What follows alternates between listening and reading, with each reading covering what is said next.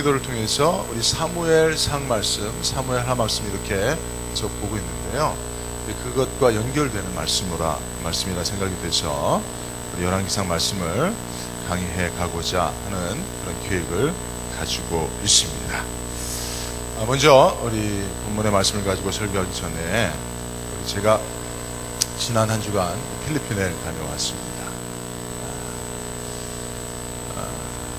필리핀에 가서 우리 선교사님 뵙고 또 선교사님 안내하시는 대로 그렇게 또 선교지를 방문하고 왔는데요. 먼저 재밌는 얘기 하나 좀 해드리려고 합니다.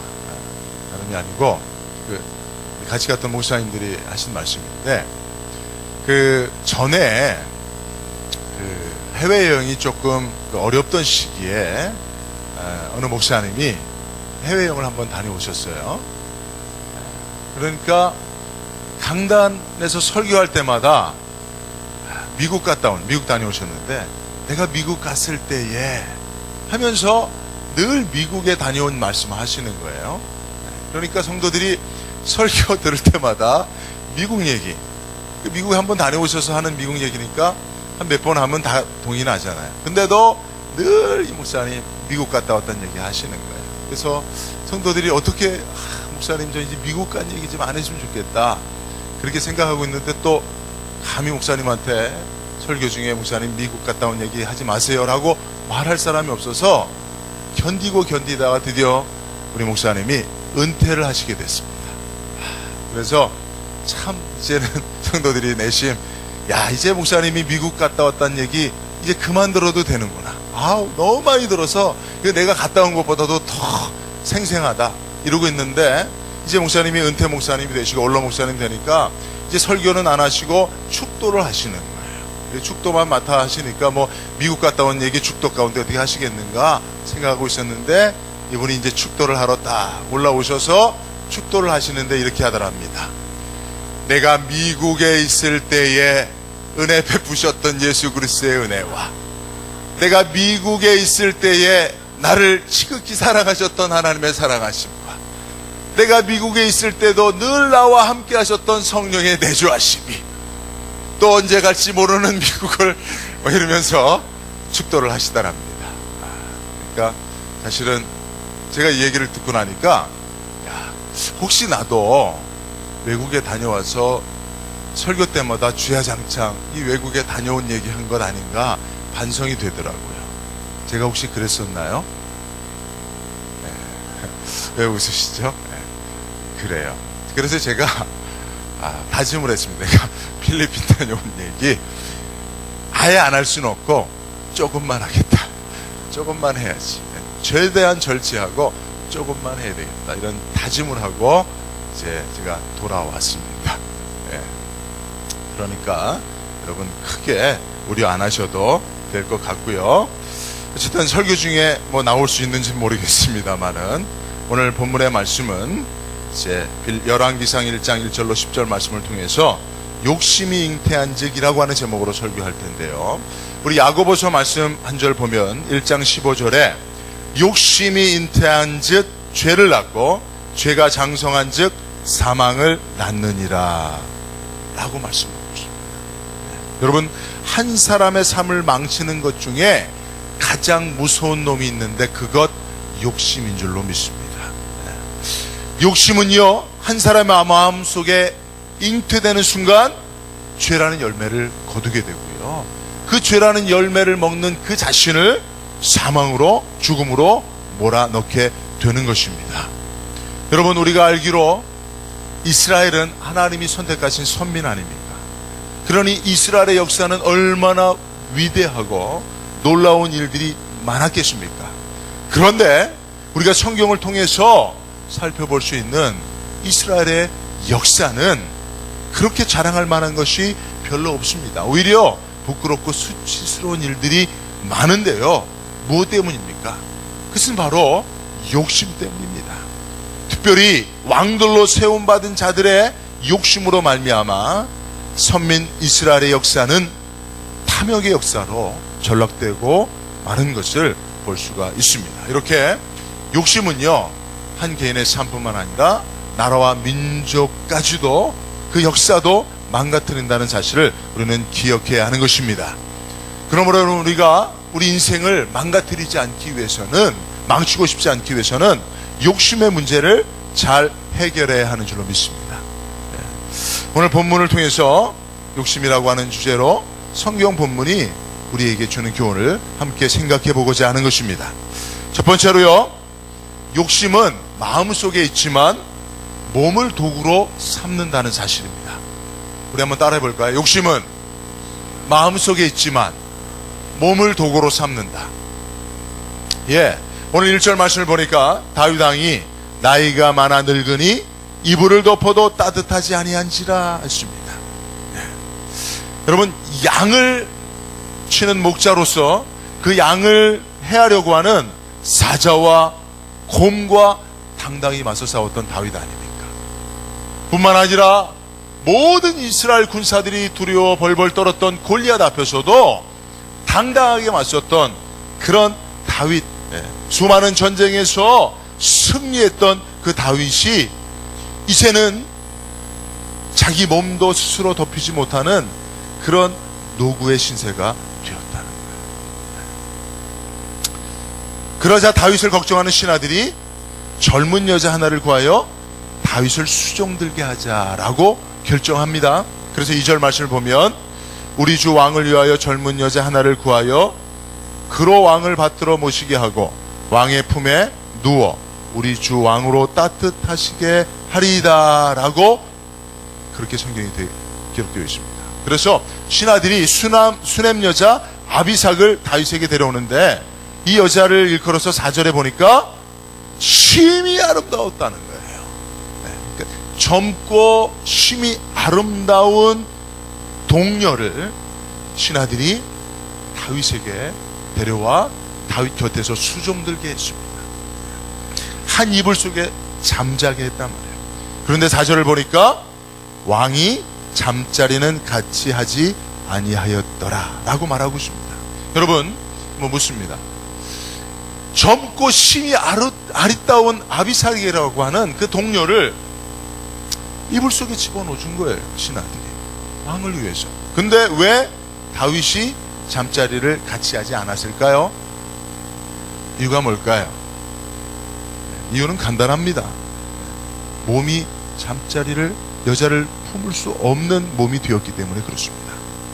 여러분, 우리가 아는 것처럼 다윗은 충신의 아내까지도 그 충신을 죽이면서까지 탐하고 범했던 그런 정욕이 가득한 사람 아니었습니까? 이렇게 해서 얻은 바세바를 포함해서 다윗은 무려 8명이나 되는 아내를 두고 많은 자녀를 낳은 사람입니다. 그러니 아비삭 하나를 마다할 이유가 없는 것입니다. 그러나 다윗이 아비삭을 곁에 두고도 잠자리를 하지 않았다는 것은 몸이 더 이상 욕심의 도구로 사용되어질 만큼 건강하지 않았다는 거예요. 여러분, 공자가 한 말 가운데 40이면 뭐라 그랬죠? 뭐라 그랬어요? 불혹이라 그랬어요. 여러분, 지금 저도 40대를 지냈는데 40대 불혹이라 이해가 안 되더라고요. 근데 생각해 보니까 공자 시대에는 40살 정도면 지금의 70살 이상이에요. 그렇죠? 그때 평균 수명이 40대 그 이하면 이하였지 더 이상 높지 않았거든요.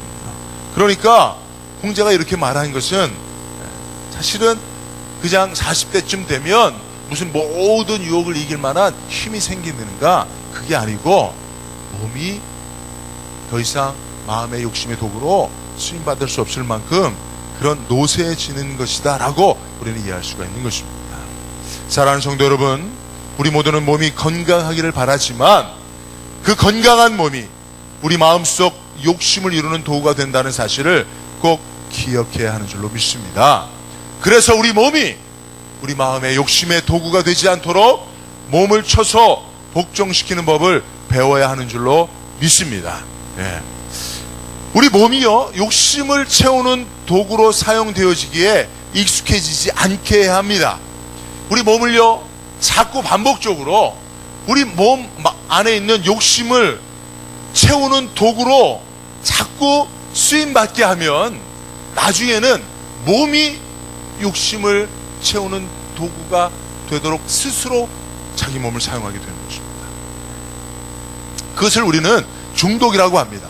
몸이 먼저 욕심을 채울 것을 요구하는 게 되는 경우를 중독이라고 하는 겁니다. 뭐 이걸 술을 마시는 것에 비교하면요, 처음에는 마음으로 술을 요구합니다. 그래서 마음이 요구하는 술을 몸이 먹는 거예요. 그러다가 계속 술을 먹다 보면 이제 마음도 술을 원하고 몸도 술을 원해서 마음과 몸이 함께 술을 마십니다. 그렇게 술을 쭉 마시다 보면 나중에는 어떻게 되느냐, 마음은 별로 술을 원치 않습니다. 왜냐하면 술을 계속 먹으면 내가 좋지 않다는 사실을 알게 되죠. 그래서 마음은 술을 원치 않는데 몸이 계속 술을 원하는 거예요. 몸이 술을 먹지 않으면 안 되는 그런 정욕의 도구가 돼버리는 겁니다. 술의 노예가 돼버리는 겁니다. 그러면 그 다음에는 몸이 요구하는 대로 술을 마시게 된다는 것입니다. 그래서 여러분, 우리는 어떻게 하든지 우리 몸이 우리 마음의 욕심의 도구가 되지 않도록 몸을 쳐서 복종시키는 교육과 훈련이 필요한 줄로 믿습니다. 몸이 마음속에 있는 욕심의 요구에 응하지 않도록 하는 훈련, 이것이 중요하다는 것입니다. 마음의 욕심이 몸을 도구로 해서 그 존재를 드러낼 때에 안 돼! 라고 가르치고 훈련해야 합니다. 5절 말씀을 보니까 아도니아라고 하는 다윗의 아들이 등장하는데, 그의 문제는 욕심을 통제하지 못하는 데 있었습니다. 내가 왕이 되리라, 그 마음에 있었던 욕심이었습니다. 그러나 여러분 생각해 보십시오. 다윗의 아들들이라면 다 누구든지 한 번쯤은, 아니요, 그 마음속에 내가 왕이 되고 싶다라고 하는 그런 야망을 가지고 있지 않았겠습니까? 그렇지 않아요, 여러분? 우리 아이들한테 물어보면 너 되고 싶은 게 뭐야? 그러면 제일 많이 하는 게 뭐예요? 대통령이 대통령 되겠다. 그냥 아이들도 왕이 되겠다고 하는 그런 꿈을 가지는데, 왕의 아들들인 왕자의 신분이라면 당연히 내가 왕이 되고 싶다라고 하는 욕심을 한 번쯤은 갖는 것이 당연한 그런 것이라 말할 수 있습니다.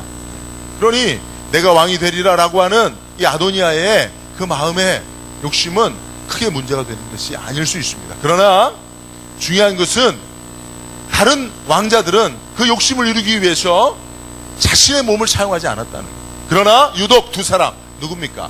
압살롬과 오늘 본문의 아도니아는 마음의 욕심을 구체적으로 드러내어서 그 몸을 통해서 그 욕심을 이루어가며 영모를 꾀했다는 거예요.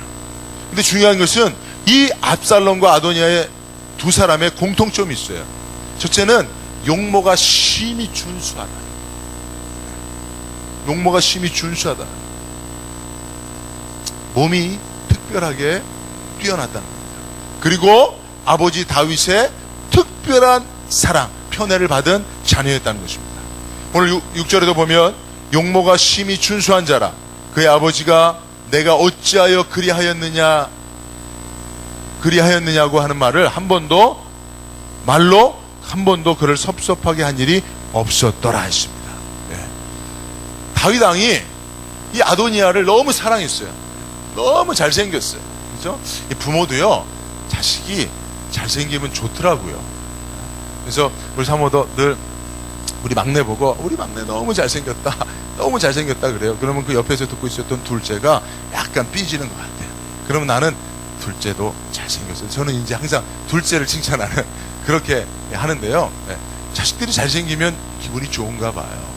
네. 다윗도 아들 아도니아가 심히 준수했어요. 야, 역시 너는 날 닮았어 하면서 그렇게 아주 이 아도니아를 사랑했습니다. 편애했습니다. 아꼈습니다. 그러다 보니까 어떤 잘못을 하더라도 네가 왜 그렇게 했니? 라고 꾸짖거나 책망하지 않았다는 거예요. 그런 걸로 아도니아의 마음을 섭섭하게 한 일이 한 번도 없다는 거예요. 그러면 아도니아가 원래 그렇게 철저하고 완벽한 아들이었을까요? 그렇지 않았을 겁니다. 수없이 많이 잘못했을 것입니다. 실수했을 것입니다. 마음의 욕심을 드러내어 행동했을 것입니다. 그러나 그것을 인하여서 꾸지람을 받지 않았다는 거예요. 그러니 아도니아는 그 마음에 하고픈 모든 욕심을 몸으로 행하는 데 있어서 아무런 제약을 받지 않고 자라난 자입니다. 그러니 다른 왕자들은 내가 왕이 되겠다고 하는 욕심이 있었어도 그것을 드러내질 못하는 거예요. 그러나 아도니아는 자기가 마음에 품은 욕심은 반드시 삶으로, 행동으로 실행해야만 하는 이런 몸의 중독이 있었기 때문에 결국은 영모를 꾀하는 겁니다. 자기를 그토록 사랑하고 한 번도 섭섭하게 하지 않은 아버지의 왕권을 탐하는 행동을 적극적으로 그 몸을 통해서 행동으로 옮긴 것을 볼 수가 있는 것입니다. 여러분, 우리가 저녁에 야식을 먹는 것이 몸에 안 좋다는 사실을 잘 알고 있습니다. 근데 야식을 끊지 못하는 분들의 대부분의 이유가 뭔지 아십니까? 나는 야식을 주로 잘 먹는다. 아무도 없으세요? 제가 보니까 라면들 하나씩 끓여 드시고 오신 표정인데 이렇게 뾰루퉁하고 부어 계시는데, 왜 야식을 끊지 못하는지 아세요? 그것은 야식을 먹으면 몸이 안 좋다는 사실을 알지만 야식을 끊지 못하는 사람은 밤에 꼭 무엇을 먹고 아침에 후회한단 말이에요. 그 왜 그런지 아세요? 야식을 끊지 못하는 결정적인 이유는 야식을 먹지 않으면 잠을 못 자는 거예요. 그분들 물어보면 배가 고프면 저는 잠을 못 자요 그래요. 근데 사실은 야식을 먹지 않고 자는 사람들도 다 똑같이 배고픈 상태로 잠드는 거잖아요. 그죠? 저녁 똑같은 시간에 먹고 똑같은 시간에 잠자는데 왜 야식을 끊지 못하는 사람들은 난 배고프면 잠 못 잔다고 말합니다. 그것은 몸이 이미 중독되어 있습니다. 야식에 중독되어 있어서 그 몸이 요구하는 거예요. 그러니까 그 몸이 야식을 먹지 않고 잠드는 나에게 밥 먹어 이렇게 계속 요구하는, 그러니까 잠을 못 자는 거거든요. 그러니까 여러분, 이와 같이 어려서부터 그 누구로부터 자신이 원하는 바를 행하는 데 있어서 제자를 받아본 적이 없는 그런 사람들은 결국은 그 몸이 그 마음의 욕심을 이루는 일을 절제할 수가 없게 되는 것입니다. 아도니아가 바로 그런 대표적인 사람이 되었다는 것입니다. 여러분, 신앙훈련, 영성훈련이라는 것이 무엇입니까? 다른 것이 아닙니다. 마음속의 욕심을 이루지 못하도록 몸을 쳐서 복종시키는 그 훈련이 바로 신앙훈련인 줄로 믿습니다. 여러분, 요한 고린도전서 9장 27절에 보면 내가 내 몸을 쳐 복종하게 함은 내가 남에게 전파한 후에 자신이 도리어 버림을 당할까 두려워함이로다 했습니다. 여러분, 이 사도 바울의 고백입니다. 내가 내 몸을 쳐 복종하게 함은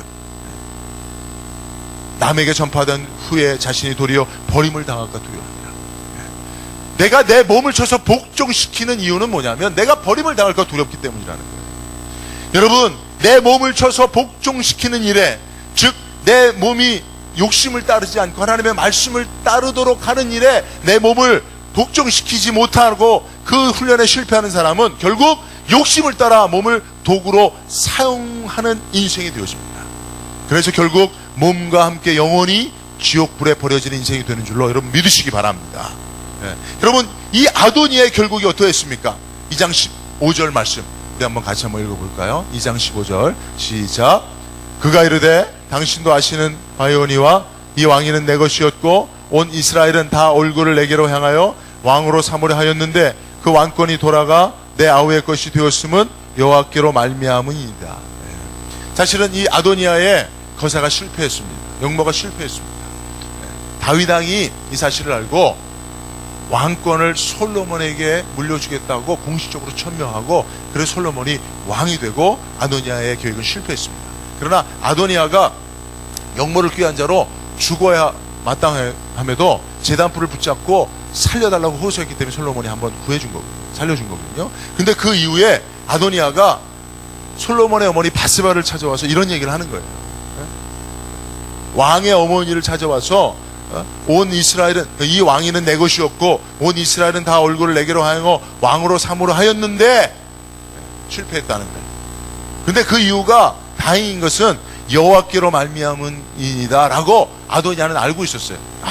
내가 왕이 되고 싶었지만 그래서 백성들도 신하들도 다 내가 왕이 된 걸 원했지만 하나님 아버셔서 안 됐어요. 이게 하나님 뜻이 아니구나 라고 하는 사실을 알았습니다. 그랬으면 포기해야죠.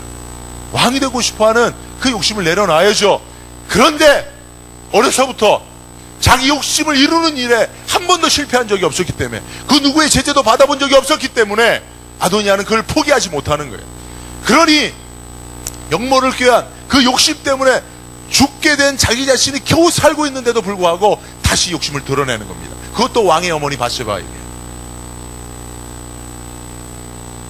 그러면서 17절에 이렇게 말합니다. 그가 이르되 청하건대 솔로몬 왕에게 말씀하여 그가 수넴 여자 아비삭을 내게 주어 아내를 삼게 하소서. 왕이 당신의 청을 거절하지 아니하리이다 라고 말합니다.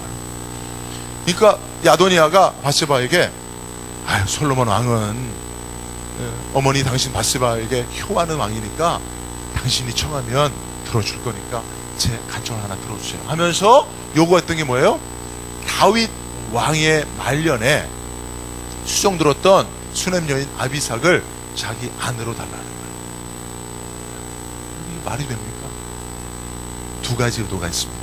이것 역시 욕심으로 비롯됩니다. 첫째는 원래 후왕들은 선 왕의 후궁들을 취함으로 자기가 공식적으로 하늘로부터 왕으로 인정받았다고 하는 증거를 삼는 그런 풍습이 있었습니다. 그러니까 아비삭이 아버지의 여자를 취하려고 하는 것은 아직도 자기가 하늘로부터 왕으로 그렇게 인정받을 것을 요구하고 있었던 거예요. 그 욕심을 포기하지 못하고 있었던 거예요.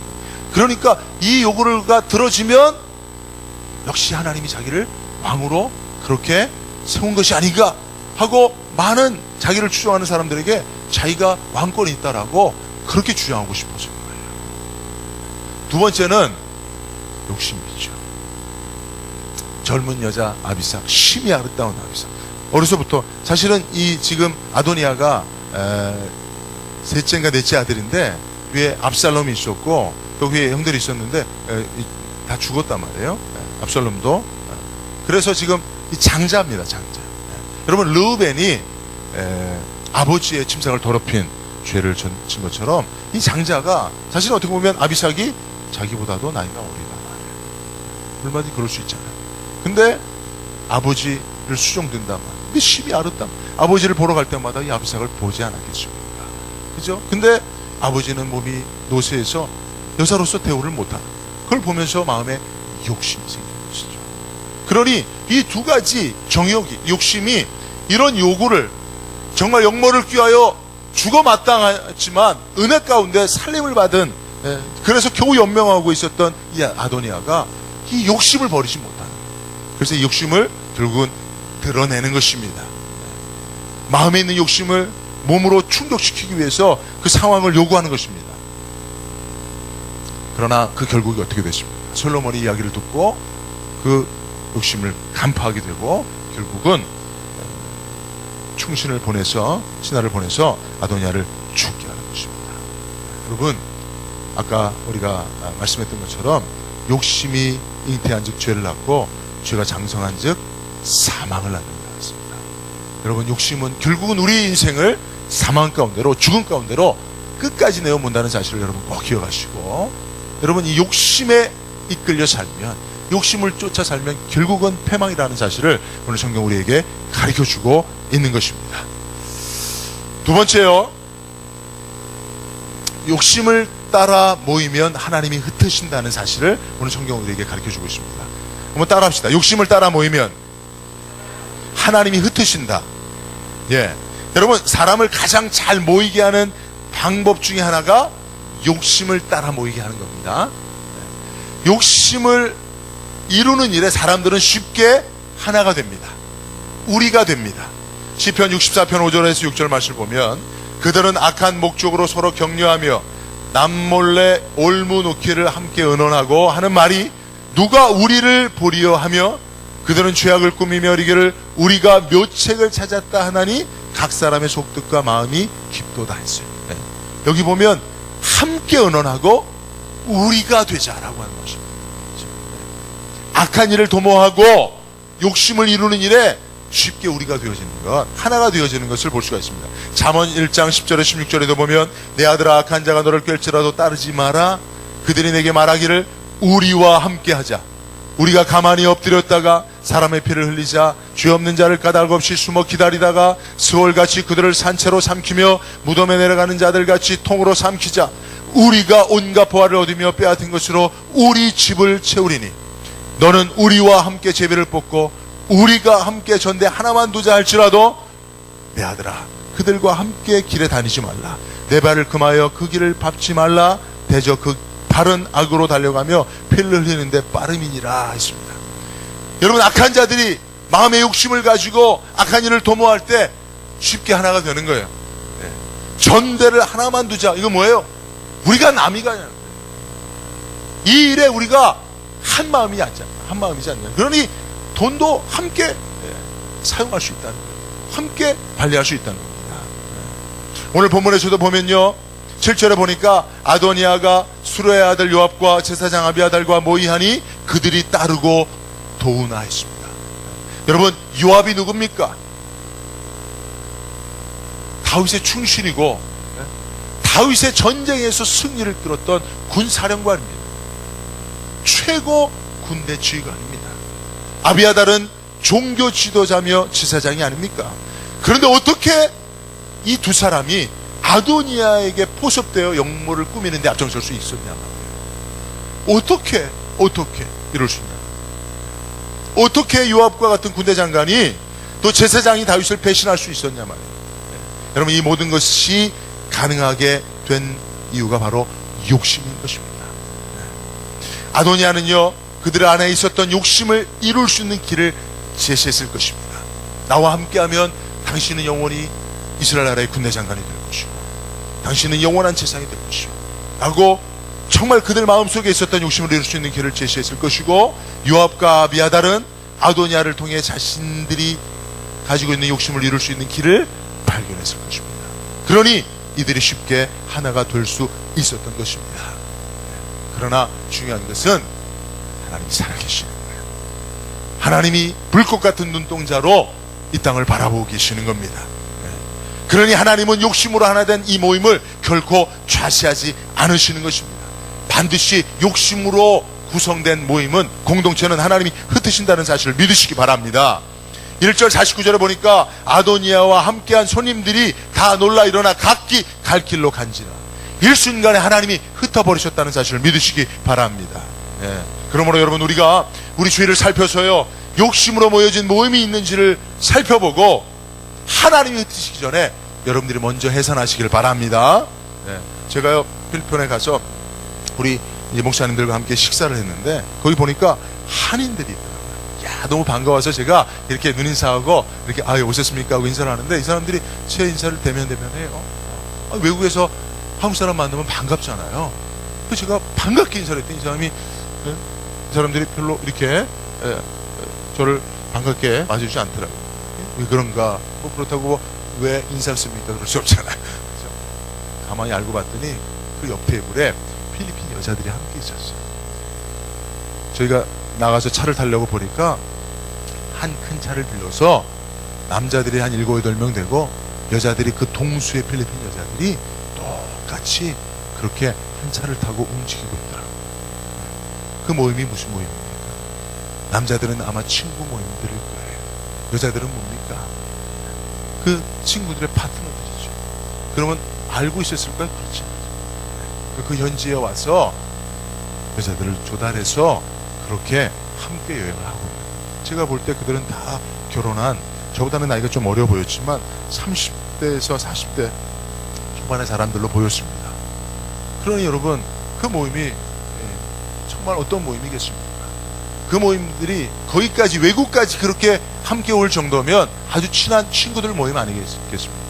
그러나 그 모임은 욕심을 채우는 모임 아니겠습니까? 욕심 여행 아니겠습니까? 그렇죠? 그러니 여러분, 그런 모임을 하나님이 기뻐하시겠느냐 말이에요. 그런 모임을 하나님께서 흩으시지 않겠느냐 말이에요. 그렇죠? 전에 저희 어머님들이 제일 많이 한 모임이 뭐죠? 저희 어머님들 계모임 많이 했습니다. 계모임 했습니다. 그래서 전에는 교회에서도 제일 큰 문제가 되는 게 계모임이었어요.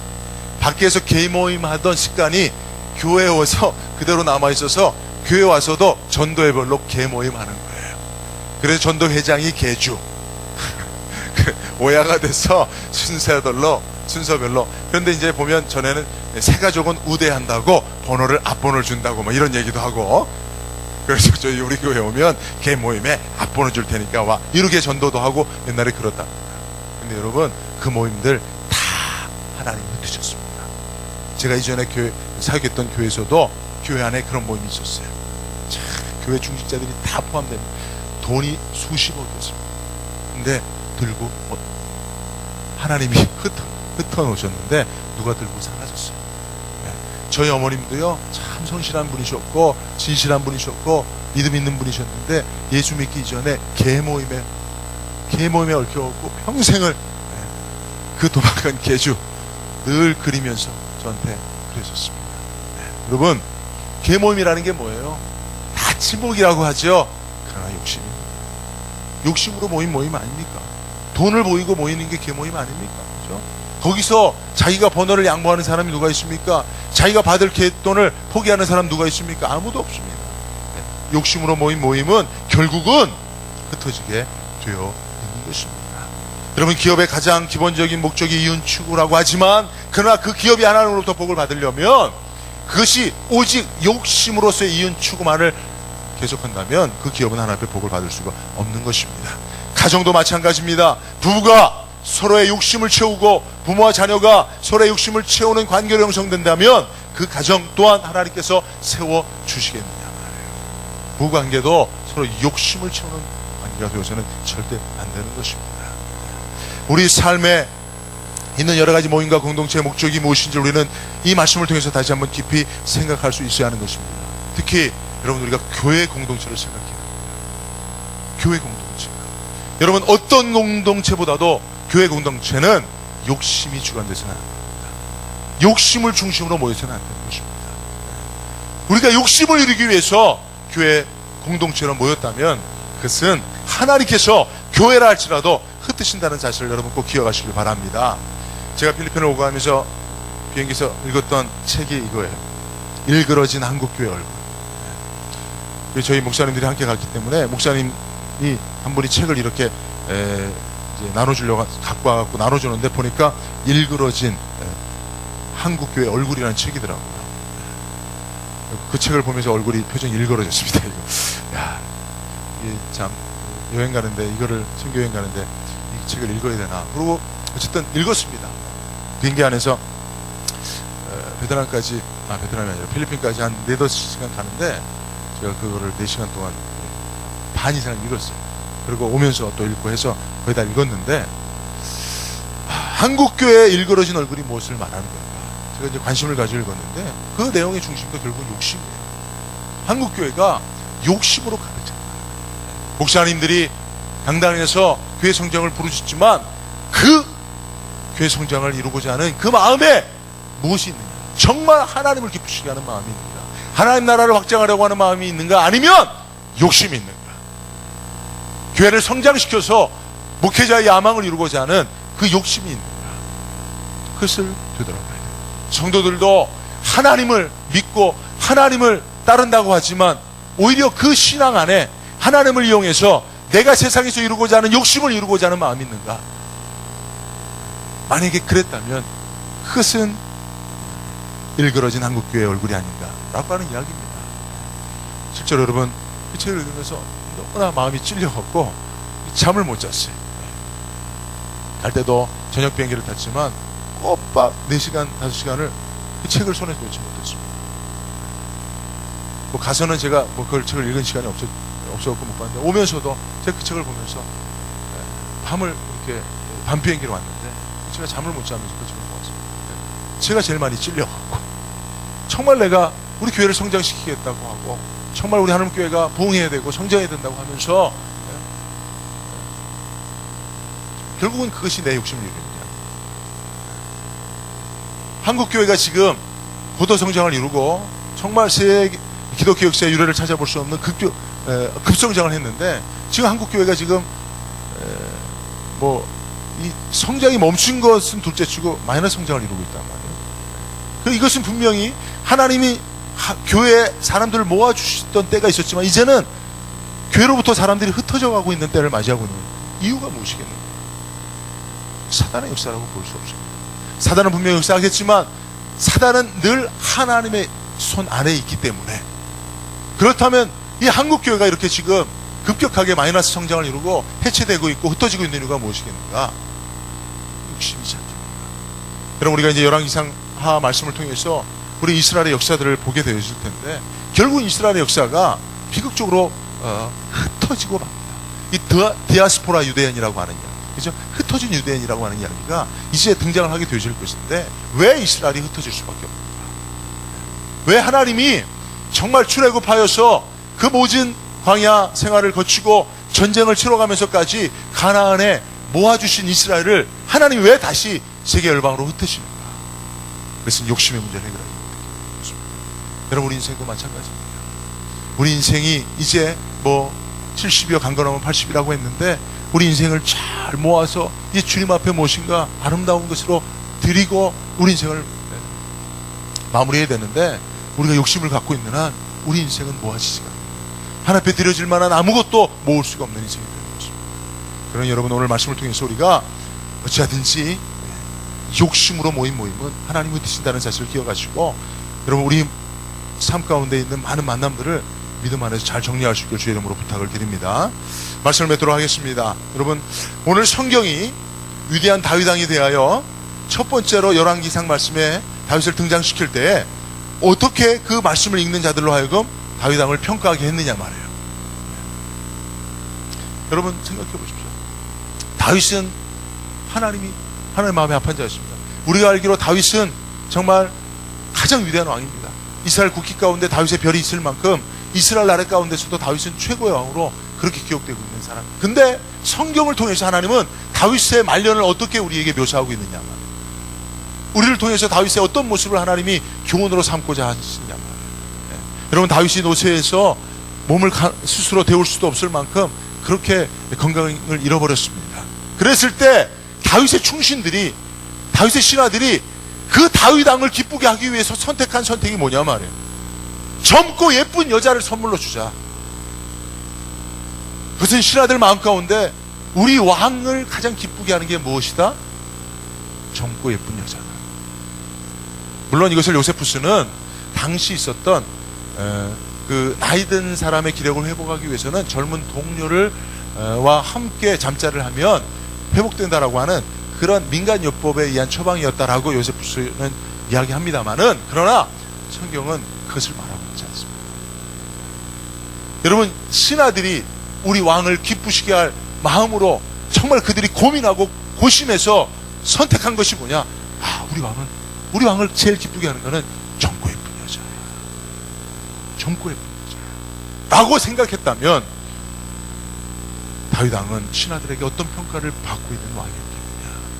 아무리 위대한 골리앗을 쓰러뜨리고 이스라엘을 최강대국으로 만들었던, 가장 큰 영토를 만들었던 그런 왕이었지만, 그의 말년에 신하들로 하여금, 가장 왕을 가까이 모시고 있었던 신하들로 하여금 다윗 왕은 어떤 평가를 받고 있느냐 말이에요. 그러면 무엇이 왕이 젊고 예쁜 여자만 있으면 그래도 그가 기뻐하겠다라고 하는 정도의 그런 평가절하의 그런 왕이 되었는가? 무엇 때문입니까?